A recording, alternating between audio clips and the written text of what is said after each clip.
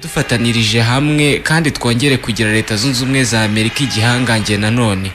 Reka cyo kora mbabwire neza ko rwose nari mfite ubwoba bwo kubasaba ibyo ngiye kubabwira ubu.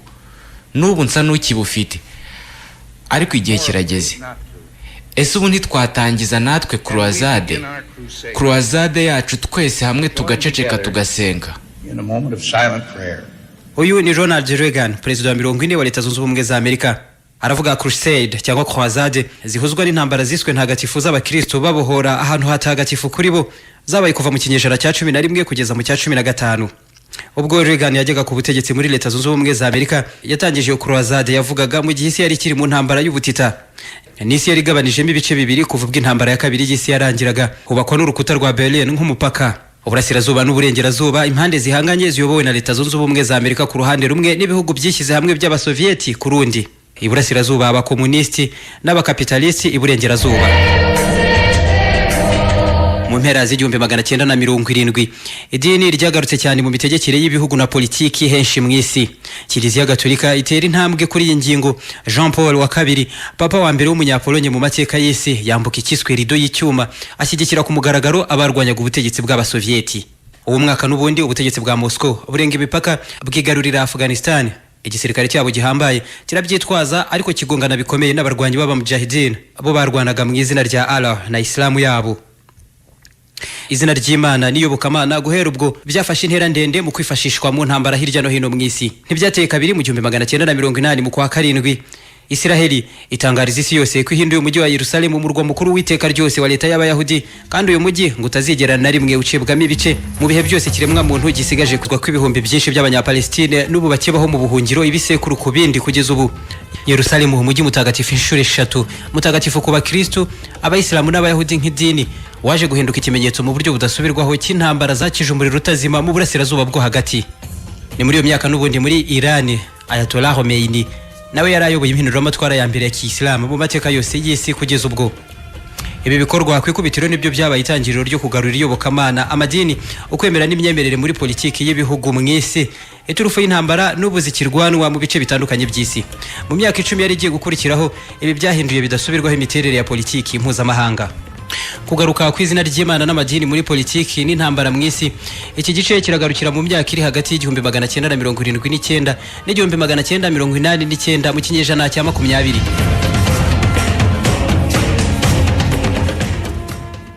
Ahanini kugaruka kw'Imana muri politiki byabonye ikibuga cyiza cyo gutangirizwamo ni mu burasirazuba bwo hagati, ikigega cya petrole y'isi, agace gakungahaye cyane kandi gafite ibyo gacuruza bisa naho ariho ubuzima bw'abatuye isi bushingiye. Mu gihe igice cy'uburasirazuba cya gikomunisti cyakoreshaga petrole yo mu bihugu by'abasovieti byishyize hamwe, icy'uburengerazuba cya gikapitalisti n'uburayi burimo cyagombaga gukura petrole yacyo mu burasirazuba bwo hagati mu bihugu nka Arabia Saudite, ibihugu byo mu kigobe cy'Abarabu nka Kuwait na Bahrain, Iraq kimwe na Iran yari umufatanyabikorwa mu bya gisirikare n'ubukungu n'abanyamerika muri ibyo bihe. Ubu ntibacana waka. Iran yategekwaga na Shah Mohammed Reza Pahlavi, wari umwambari wa leta zunze ubumwe za Amerika kuva yafata ubutegetsi mu 1953, bamwitaga umujandarume w'ikigobe cy'Abarabu, ari nawe wari uhafite igisirikare gihambaye icyo gihe. Iran, because of the great leadership of the Shah, is an island of stability in one of the more troubled areas. Byarinze bigera mu 1978 leta zunze ubumwe za Amerika zikizera ubudahangarwa n'ubuhangange bya Shah. Mu mezi 6 yonyine ibintu byaje guhinduka. Ibibazo by'ubukungu byazamuye imyigaragambyo idashira mu bucukuzi n'imirimo yose yo gutunganya petrole. Mu kwa 8 mu 1978 ibihumbi by'abanya-Iran bagiye mu mihanda mu myigaragambyo yakumiwe n'abasirikare bakanica bamwe muri bo. Abaturage bakomeje kuba benshi cyane basaba ko Shah ava ku butegetsi.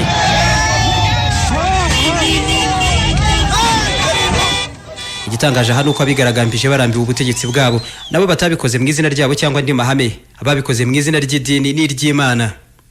Batimana niyo nkuru, ubwigenge n'ubutegetsi bya Kiyisilamu nibyo dushaka aha muri Iran.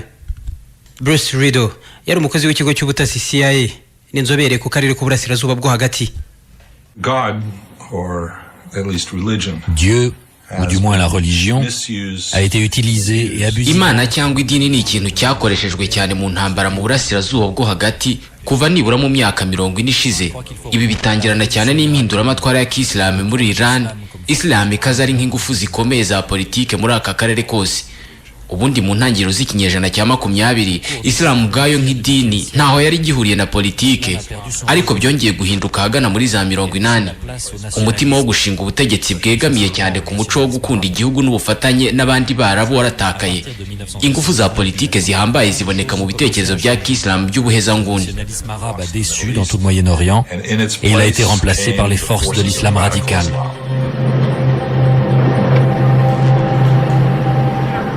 Imana n'imyemerere byagarutse byihuse cyane muri politiki n'ubutegetsi mu bihugu bitandukanye. Hari haciye nyamara ibinyejana byinshi ibi bitagikoreshwa. Tariki 29 mu kwa 12 mu 1979 muri Afghanistan, ibihugu byishyize hamwe by'abasoviyete byigaruriye iki gihugu bagambiriye gushyigikira ubutegetsi bwa gikomunisti bwari buhashinze. Aha abasoviyete nabo bari bagiye kugongana bikomeye n'abamujahideen b'abanya-Afghanistan barwanaga mu izina rya Islam, aho kuba kurengera igihugu cyabo no kubuza abanyamahanga kukigarurira.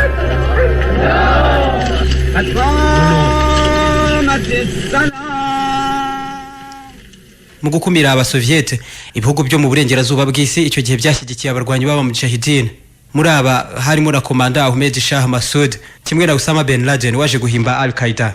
Icyo gihe abamujahideen barwanaga intambara ntagatifu, abarwanya abasoviyete bitaga abayobe n'abatazi Imana abashaka kwigabiza igihugu cyabo Afghanistan. Abasoviyete kugaba ibitero kuri Afghanistan byamaganiwe kure na Loni, ariko mwibanga amahanga ngo yabibonagamo uburyo bwiza bwo kwisenya kw'abasoviyete. Ngo babonaga ko ari intambara izarangira nk'iy'abanyamerika muri Vietnam, ngo bari babizi neza ko abasoviyete batazikura imbere y'abamujahideen barwana mu izina ry'Imana no kwemera. Uku niko abanyamerika bemeye gutera inkunga imitwe yose ya politiki ishingiye ku mahame akarishye ya Islam muri Afghanistan. Iki gihugu kuri aba barwanyi ikigirwa ubutaka butagatifu bw'abayisilamu bwashimuswe n'abasoviyete. Abarwanyi bava imihanda yose y'isi uhereye muri Afghanistan ubwaho na Pakistan, abandi benshi nabo baza gutabara abayisilamu bagenzi babo baturutse mu burasirazuba bwo hagati. L'Occident a su profiter de combats très durs. Uburengerazuba bwakoresheje iturufu babasha kugera ku ntambara zihambaye zirwanwe n'abandi ku nyungu zabo. Aha babashije no kugera ku kintu umuntu n'umwe atari kwibaza ko cyahita kigerwaho: isenyuka ry'ibihugu byishyize hamwe by'abasoviyete. Et ils ont réussi à obtenir ce que personne n'osait imaginer: l'effondrement de l'Union soviétique. Muri Iran, ibihugu byo mu burengerazuba bw'isi byari bigiye n'ubundi gukoresha iyi turufu y'Imana n'idini. Umuyobozi uhambaye abanya-Irani bashakaga yabaga mu buhungiro mu Bufaransa, ariko mbere yo kuba umunyapolitike n'umwigisha mukuru mu idini. Ayatollah Khomeini yari umuyobozi mukuru w'abayisilamu b'abashiyete ahangaha muri Iran. Yateguraga kugaruka kwe mu gihugu nyuma y'imyaka 15 mu buhungiro. Yakoresheje ibiganiro byinshi n'abanyamakuru, byose bikakirwa muri Iran nk'amagambo y'ubuhanuzi. Kuva ku butegetsi byonyine ntacyo bivuze. Sha agomba kugenda akava mu gihugu, kuko nta nubwo ari abaturage bamutoye. Twe tuzashinga Repubulika ya Islam binyuze mu matora y'abaturage. Amagambo nk'aya Ayatollah Khomeini yavugiraga mu Bufaransa yarushagaho kuzamura imyigaragambyo, abaturage basaba ko ubutegetsi bwa Shah buvaho. Nawe byose byaramurenze, aruhijwe cyane n'ubusaza n'uburwayi kandi n'inshuti ze mu mahanga zamuvuyeho, yemera kure ku butegetsi arigendera. Generali w'umunya-Israeli Yitzhak Segev yari ashinzwe iby'igisirikare muri ambasade ya Israeli muri Iran. Ibihugu byombi byari bigifitanye umubano mwiza icyo gihe. Yaranashinzwe iby'ubucuruzi bw'intwaro hagati y'ibihugu byombi, akaba n'umujyanama mu buyobozi bukuru bw'ingabo za Iran. Aha yagiranye ibiganiro n'abajenerali b'abanya-Iran barimo bategura kugaruka kwa Ayatollah Khomeini. Nje n'abajenerali b'abanya-Iran twumvikanye ko Khomeini nagera ku kibuga cy'indege ko ari guhita duheza abanyamakuru n'abandi bose, tukamwerekeza mu kirwa cya Kisha, tugahita tumwica, ubundi abamuherekeje tukabasubiza mu Bufaransa. Ibi byarumvikanaga cyane. C'était totalement logique. Mu minsi 15 yakurikiye kugenda kwa Shah wa Iran, Ayatollah Khomeini yarakandagiye muri Iran bwa mbere nyuma y'imyaka 15 y'ubuhunzi. Hagati hari ko abanyamerika nabo bari bamaze kohereza intumwa yabo i Tehran. General Robert Heiser wari wungirije umuyobozi mukuru w'ingabo za OTAN, we yarazanye ubutumwa bushyigikiye Khomeini. Imigambi yo kumwivugana ihagarika ubwo n'abasirikare bose bamujya inyuma. Nticyari ikibazo cy'abasirikare gusa, kuko yageze ku kibuga cy'indege ibihumbi byinshi cyane by'abaturage b'abanya-Iran bamutegereje nk'umucunguzi.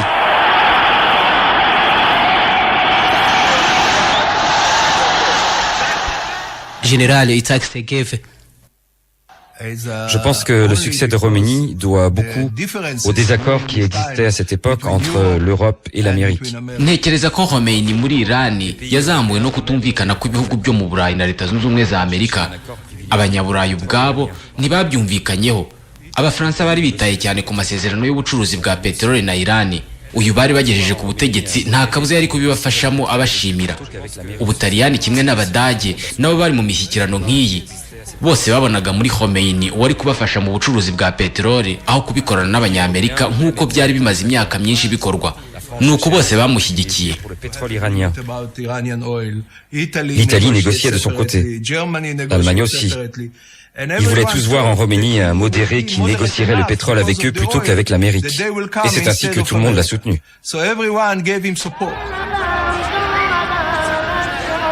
Mu mezi atatu yakurikiyeho Khomeini yakoresheje amatora yegukana umwanya w'umuyobozi w'ikirenga wa Iran, afite ububasha icyarimwe bujyanye n'ubuyobozi bw'idini na politiki ya Iran. Iran itora itegeko nshinga rya Kiyisilamu. Ingingo ya 5 ivuga ko intego ya Iran ari Imana, intumwa yayo ikaba urugero rugenderwaho, Quran ikaba itegeko nshinga nyirizina.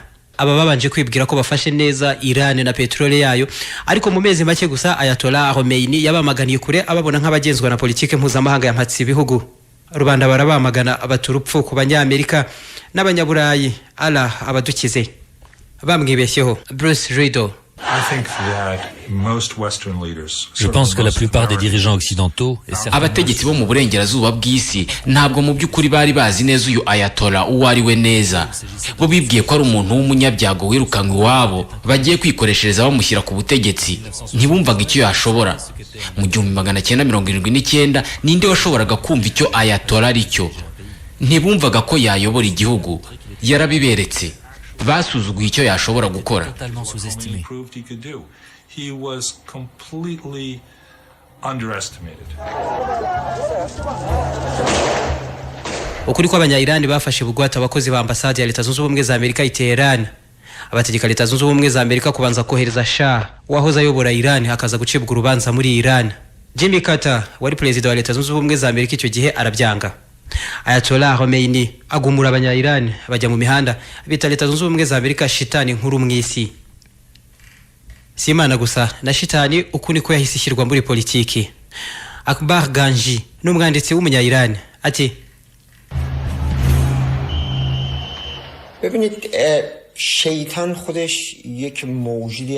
Nous avions appris à connaître Satan dans les textes sacrés de la Bible et du Coran. Ubundi shitani twamumenyeye mu nyandiko ntagatifu za Bibiliya na Korani. Ni ikiremwa cyagize uruhare rukomeye mu isi, ni ubeshya inyoko muntu akanagambirira kubayobora cyangwa se kubayobya. Ahubwo Khomeini yazanye shitani mu mitegekere y'isi amuvanye mu bitabo bitagatifu, anerekana ko adatandukana n'ibitekerezo mpatsi ibihugu. Ibi kubyita shitani byafashe intera y'imyizerere muri politike y'isi. En appelant ce concept séculier Grand Satan, il lui a donné une dimension religieuse.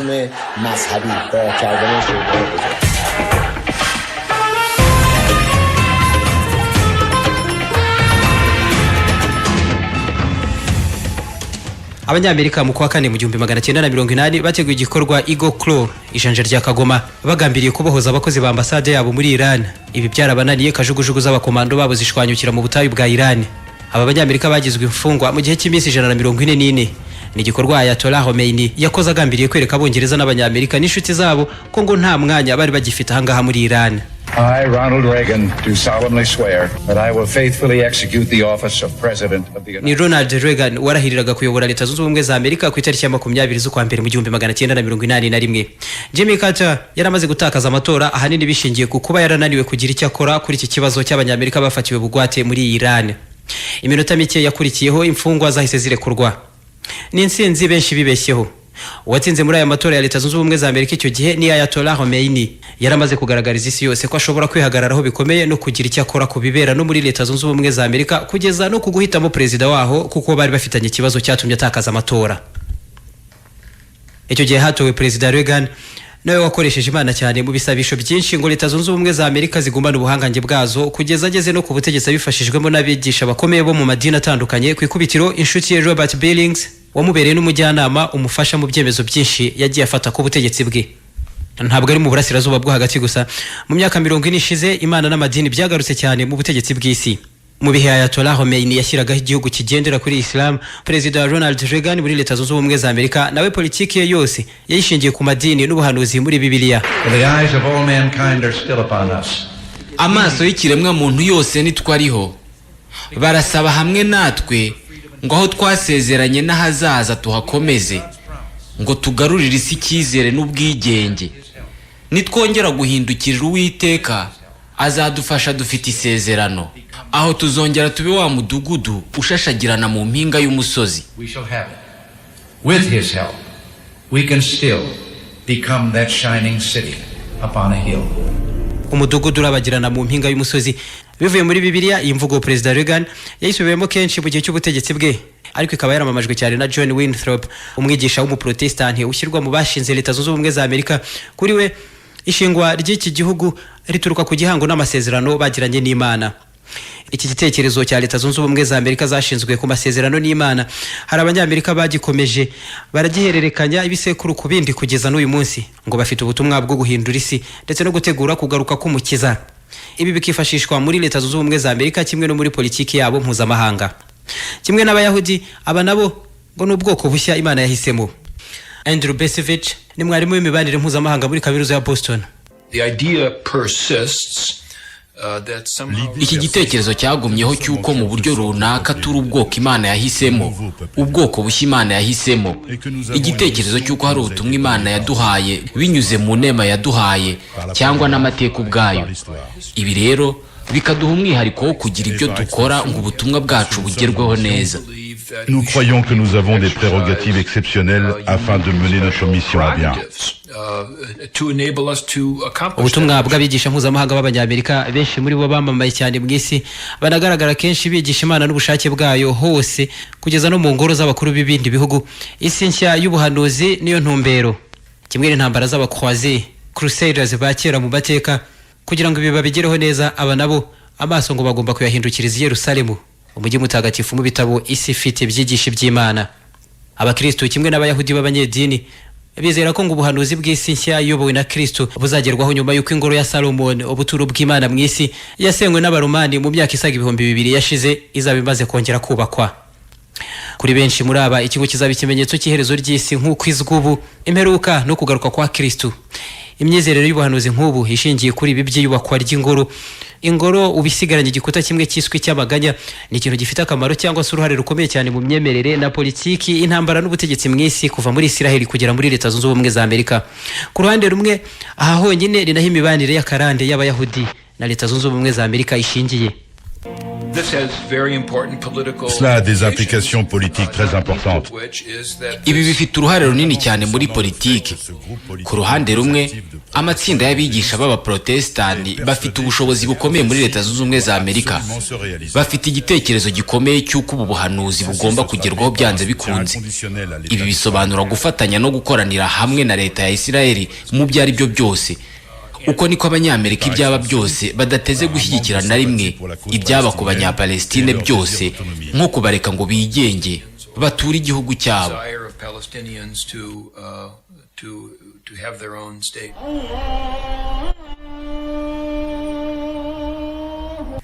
Ahitwa umusozi w'ingoro muri Yerusalemu niho hashinze imisigiti nka Al-Aqsa, hari Iron Dome na Burak. Aha hari ibuye cyangwa urutare rwitwa rutagatifu inshuro ebyiri ariko mu buryo butandukanye. Ku Bayahudi n'Abanyayisiraheli, iri buye niryo Aburahamu yaragiye gutambiraho umuhungu we Isaka nk'igitambo ku Mana. Ku Bayisilamu, aha niho umuhanuzi n'intumwa y'Imana Mahomet yagiriye ascension ye, urugendo mu ijuru. Aha kuri iri buye niho ngo yarahagaze neza mbere yo kujya mu ijuru. Rabbi Saudi Daoud yigisha Talmud n'amategeko, imihango n'imico ya Kiyahudi mu ishuri rikuru Hekalu Eliyahu muri Isiraheli. Chacun veut se l'approprier. Buri wese ashaka kwiyitirira aha hantu. Ni ikibazo gikomeye cyane. Wenda mu buryo ahandi badashobora kubyumva, tw'Abayahudi twizera ko iyi ngoro igomba guhagurutswa ikubakwa. Turabisengera kuva mu myaka 1000 yashize. Icyo tudashaka ni ugutsemba abandi ngo tubigereho. Tuzi neza ko igihe kizaza buri wese akemera uburenganzira bwacu kuri aha hantu. Il y aura une véritable reconnaissance de notre droit sur ce lieu. guhera mu bihe by'intambara yiswe y'iminsi 6 yarangiye abanya-Israel batsinze ibihugu byinshi by'Abarabu kugeza ubu igitekerezo cyo kubaka iyi ngoro yateje intambara zidashira na n'ubu kiracyashinze. Abayahudi bifuza kubaka Israel ngari y'isezerano kikaba igihugu kiva ku nyanja nto ya Mediterania kugera ku ruzi Yordan kigahuza ubutaka bwose bita butagatifu kuri bo kure cyane y'imipaka yemerwa na l'ONU. Uku niko bubaka za koloni ku butaka bw'abanya-Palestine n'ubutaka ngo basezeranijwe n'Imana yabo. Ibi bibaha uburenganzira n'ukuri kose nta mwanya Palestine nka leta cyangwa igihugu kigenga bishobora gushingwaho. Ahahegurwa Bibiliya bataha hose Imana yarahaduhaye na hacu mureba amasezerano byanditse muri Bibiliya. C'est un combat qu'on mène avec le peuple juif, avec l'histoire juive de 4000 ans qui nous donne, qui nous rappelle que cette terre nous appartient. Les chrétiens le savent très bien aussi. Chacun qui lit la Bible sait que ni intambara yacu twese hamwe n'amateka y'Abayahudi amaze imyaka 2000 bitwibutsa ko ubu ari ubutaka bwacu. Abakristo bose barabizi, usoma Bibiliya wese arabizi, ari abakristo n'abatari bo nibyo barabizi. Ni Imana yaduhaye ahantu. Ibyo abandi mutazi nuko abayisilamu mu ntambara barwana ari twe bo kuwa gatandatu na Shabbat tw'Abayahudi bagomba kubanza gutsemba bagakurikizaho namwe abakristo bo ku cyumweru. Intambara iriho nyayo ubundi ni ubuyisilamu n'ubukristo. La vraie guerre c'est l'islam contre le monde judéo-chrétien. Ibyo n'Abayahudi babibona uko kimwe n'abakristo batari bake mu isi y'ubu. Uko niko kandi abayobozi ba Israel bazunguruka imihanda yose y'isi bashakisha ababashyigikira ku buryo kwemera ko habaho leta ya Palestine bisobanura kwikururira umujinya w'Abayahudi. Uyu munsi basa n'abadafite ikindi cyo kugurisha isi kitari intwaro, ubutasi n'ubuhanga bwa gisirikare. Sayyid Mohammed Hussein Fadlallah yari ayatollah mukuru, umuyobozi w'ikirenga wa Liban. Les Juifs croient que Dieu leur a donné la Palestine, en terre sacrée. Abayahudi bizera ko Imana yabahaye Palestine nk'ubutaka butagatifu, bakumva ko bagomba guhamagara bene wabo bose banyanyagiye mu isi bagashinga leta bahuriyeho ya Israel. Uku niko bagambirira ko Palestine itabaho ngo igire uruhare urwo ari rwo rwose.